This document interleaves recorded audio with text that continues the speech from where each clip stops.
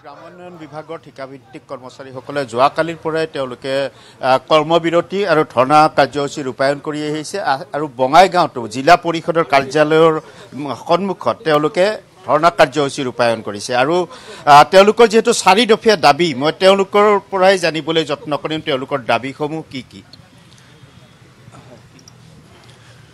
হয়, নমস্কাৰ।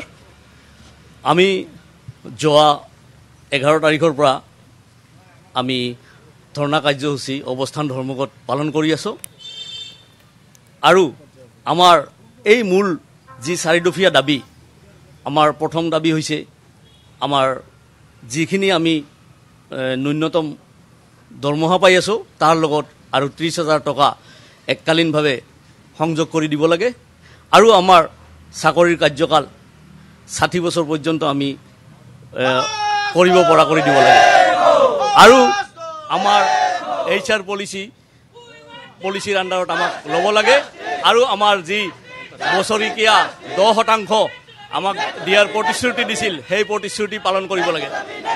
আজি যোৱা 11 তাৰিখৰ পৰা আজিলৈকে আমি যি ধৰ্ণা কাৰ্যসূচীত বহিছোঁ আপোনালোকে চাব পাৰে আজিৰ পৰা আজি আমাৰ 9ম দিনত ভৰি দিছে আৰু এই আজিৰ পৰা 9 দিন আগত আপোনালোকে যদি চায় কামৰ অগ্ৰগতি আৰু তাৰ পিছত 9 দিনৰ পৰা আজিলৈকে যদি আপোনালোকে কামৰ অগ্ৰগতি চায় তেতিয়াহ'লে এটা বৃহৎ ডিফাৰেন্স দেখা পাব।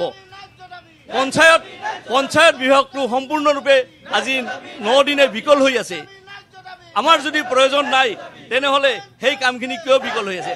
নিশ্চয় সেই কামখিনি আমি সততাৰে আমি পালন কৰি গৈছোঁ, যাৰ ফলত পঞ্চায়ত ইমান দিন সুচাৰুৰূপে চলি আছিলে, কিন্তু আজি 9 দিন ধৰি পঞ্চায়ত একেবাৰে বিকল হৈ আছে।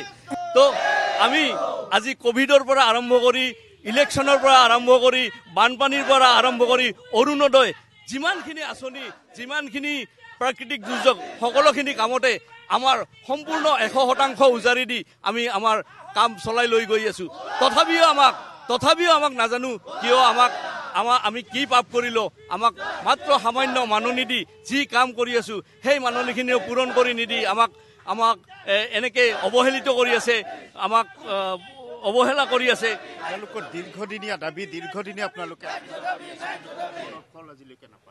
হয়, আজি আমি দুখেৰে ক'ব লাগিব, কাৰণ কিয় আমি 16-17 বছৰে এই বিভাগত কাম কৰি থকাৰ পিছতো আজিলৈকে আমাক চৰকাৰে চকু মেলি নাচালে। কাৰণ কিয় বিগত আমাৰ সৰ্বানন্দ ছাৰ যেতিয়া মুখ্যমন্ত্ৰী আছিলে তেতিয়া শেষৰখন কেবিনেটৰ আমাৰ এখন আৰু এইদৰে বঙাইগাঁৱতে এইসকল ঠিকাভিত্তিক কৰ্মচাৰী এইদৰে ৰাজ্য চৰকাৰখনৰ বিৰুদ্ধে ক্ষোভ প্ৰকাশ কৰা পৰিলক্ষিত হৈছে।